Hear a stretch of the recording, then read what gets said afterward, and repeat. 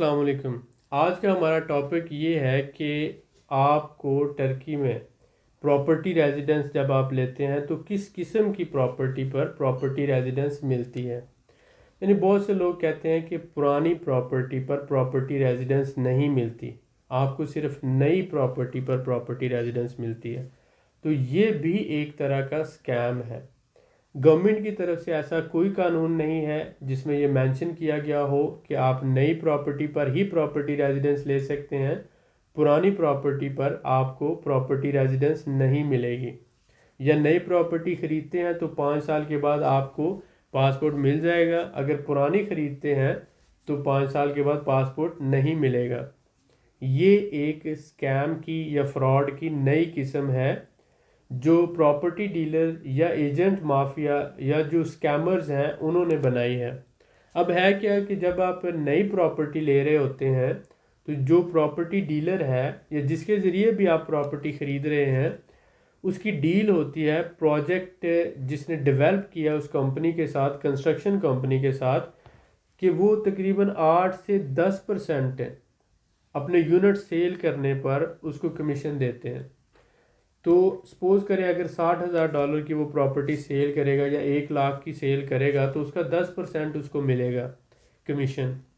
دوسری طرف سے کلائنٹ کی طرف سے اس کو 4% کمیشن ملتا ہے، تو اس طرح سے 14% اس کا کمیشن بنتا ہے۔ تو لیکن پرانی پراپرٹی جب آپ خرید رہے ہوتے ہیں تو زیادہ سے زیادہ 3% کمیشن آپ کو ملتا ہے۔ ایک طرف 14% کمیشن ہے نئی پراپرٹی پر اور دوسری طرف صرف 3% کمیشن ہے۔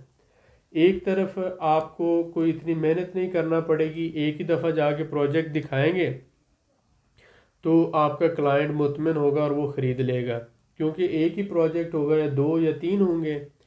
لیکن دوسری طرف آپ کو ہو سکتا ہے 8 یا 10 یا 20 گھر دکھانا پڑے اور اس کے بعد جا کر آپ کا کلائنٹ مطمئن اور کوئی گھر خریدے۔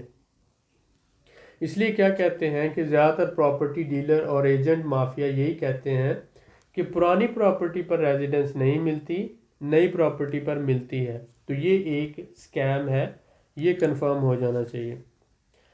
دوسری بات یہ ہے کہ بہت سے لوگوں نے اب استنبول میں، ٹرکی میں سستے گھر جسے فشنگ کہتے ہیں، مثلا ایک گھر کی قیمت ہے، میں اگزامپل کے طور پر آپ کو کہوں گا کہ ایک گھر کی قیمت ہے 50,000، تو انہوں نے کہا کہ یہ $20,000 میں سیل کر رہے ہیں۔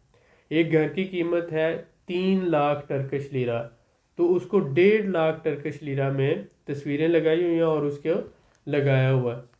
تو سم ٹائم یہ ہوتا ہے، اس کو کہتے ہیں فشنگ۔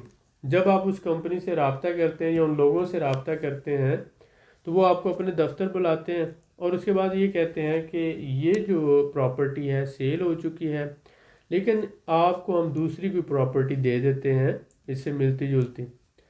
تو اس میں کیا ہوتا ہے کہ سم ٹائم پراپرٹی کوئی اور وزٹ کروائی جاتی ہے، ڈاکومنٹ میں پراپرٹی کوئی اور ہوتی ہے، ٹھیک ہے۔ اس طرح سے کیا ہوتا ہے کہ آپ کو جو وزٹ کروائی پراپرٹی، آپ تو اسے دیکھ کے مطمئن ہو گئے، لیکن ڈاکومنٹ میں جب آپ کے نام ٹرانسفر ہو جاتے ہیں ڈاکومنٹ، تو کیونکہ آپ نے پیمنٹ کر دی ہے اور اس کے بدلے میں انہوں نے بھی آپ کو پراپرٹی دے دی ہے، تو گورنمنٹ کی نظر میں یہ اسکیم نہیں ہوا۔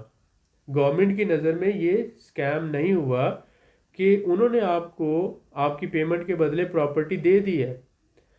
اب آپ نے پراپرٹی کوئی اور دیکھی ہے، آپ کے نام پراپرٹی کوئی اور ٹرانسفر ہوئی ہے اور آپ کو ٹاپو تو مل گیا، لیکن آپ کو جو 3 لاکھ والی پراپرٹی نہیں ملی بلکہ 2 لاکھ والی یا 1.5 لاکھ والی پراپرٹی ملی۔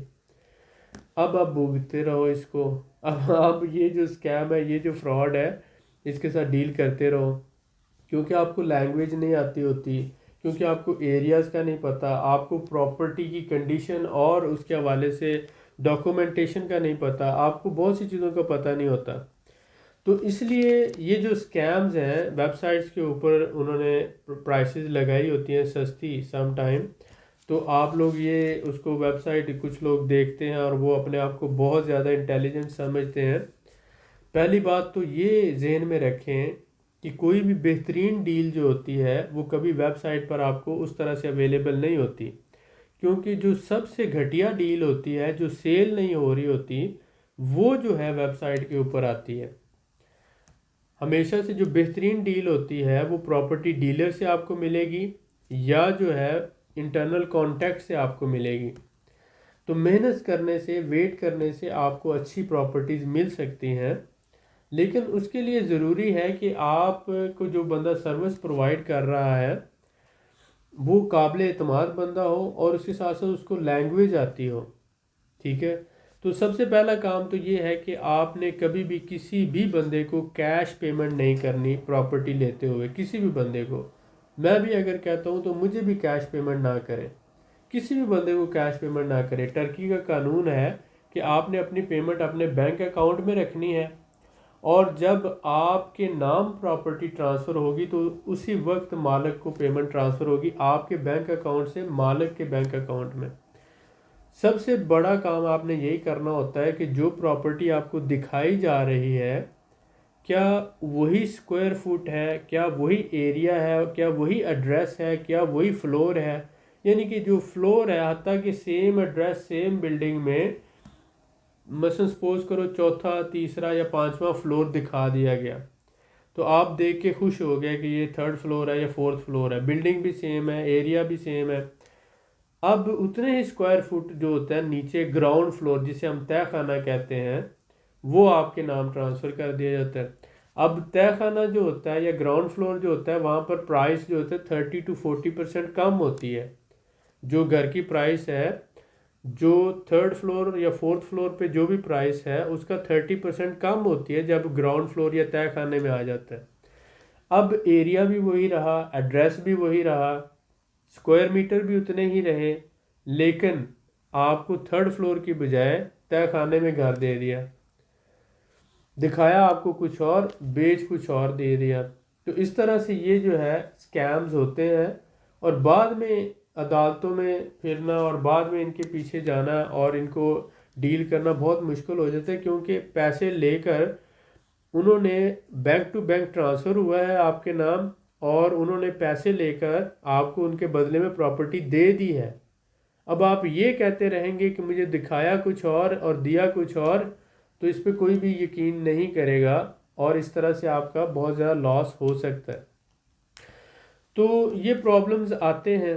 ایک تو یہ ہے کہ بلڈنگ کنڈیشن دیکھنا ضروری ہے. دوسری بات یہ کہ 20 سال 25 سال یا 30 سال پرانا گھر نہیں لینا چاہیے، کیونکہ آلموسٹ جو ہے 20-25 سال کے بعد مزید ضرورت ہوتی ہے. بہت سی بلڈنگز جو ہوتی ہیں اوور ایج ہو چکی ہوتی ہیں 25-30 سال بعد، اور وہ اس کو آلموسٹ جو ہے زیادہ تر 5-10 سال بعد اس کو گرانے کے لیے کوشش کر رہے ہوتے ہیں. تو اس لیے ہمیشہ کوشش کرنی چاہیے 5 سال 8 سال یا میکسیمم 10 سال، اس سے زیادہ پرانی بلڈنگ نہیں لینی چاہیے. اس کے ساتھ ساتھ بلڈنگ کی کنڈیشن کو دیکھنا چاہیے، اور بلڈنگ ایریا کس ایریا میں آپ لے رہے ہیں یہ ضرور مد نظر رکھنا چاہیے کہ فیملی کے ساتھ آپ وہاں پر رہ سکیں گے یا نہیں، کیونکہ استنبول میں بھی ریڈ لائٹ ایریاز ہیں، برے ایریاز بھی ہیں، تو بچنے کی ضرورت ہے. ظاہر ہے کہ آپ فیملی کے ساتھ کسی غلط قسم کے ایریا میں تو نہیں رہنا پسند کریں گے. آلموسٹ بہت سے لوگ جو ہوتے ہیں، آپ ہو سکتے ہیں نئے ہوں اور آپ کو آئیڈیا نہ ہو کہ یہ ایریا کیسا ہے، اور آپ غلط ایریا میں پراپرٹی خرید لیں اور بعد میں پریشان ہوں. اسکیمرز کو اوائڈ کریں، کیش پیمنٹ کسی کو نہ دیں، اور اس کے ساتھ ساتھ جو ہے آپ اپنے اندر جو لالچ ہے اس پر کنٹرول رکھیں. ہمیشہ انسان اپنے لالچ کی وجہ سے زیادہ نقصان اٹھاتا ہے. جب آپ کو کوئی کہتا ہے کہ سپوز کریں یہ پین ہے، آپ کو پتہ ہے کہ اس کی مارکیٹ پرائس 100 روپے ہے، سپوز کر لیں، اگر کوئی کہتا ہے میں آپ کو 10 روپے میں دیتا ہوں، تو آپ کے اندر یہ جو لالچ آتا ہے نا کہ 100 روپے کی چیز مجھے 10 روپے میں مل رہی ہے، وہ آپ کو بیوقوف نہیں بنا رہا، دوسرا بندہ بیوقوف نہیں بنا رہا، آپ خود کو خود ہی دھوکہ دے رہے ہیں. اگر یہ بندہ آپ کو 100 روپے کی چیز 10 میں دے رہا ہے تو کہیں نہ کہیں تو کچھ غلط ہے، اور آپ اس غلط کا حصہ بن رہے ہیں. تو اپنے لالچ کو کنٹرول کریں، اور کوشش یہ کریں کہ جو مارکیٹ کے حساب سے پرائس ہے، یعنی کہ جو میں آپ کو ایک سمپل سی بات کہوں گا کہ ایک جو سچا مسلمان ہوتا ہے وہ جب کہیں سے کوئی چیز خریدتا ہے تو کوئی مجبوری میں، مطلب مجھے ایک صحابہ اکرام کا واقعہ یاد آ گیا. میں کوٹ کروں گا اس کو، میں اتنا اچھی طرح سے نہیں یاد، لیکن آپ کے ساتھ شیئر کر دیتا ہوں کہ ایک شخص اپنا گھوڑا بیچ رہا تھا، شاید گھوڑا تھا یا اونٹ تھا. وہ بیچ رہا تھا تو آپ نے رضی اللہ تعالیٰ عنہ نے پوچھا کہ اس کی قیمت کیا ہے.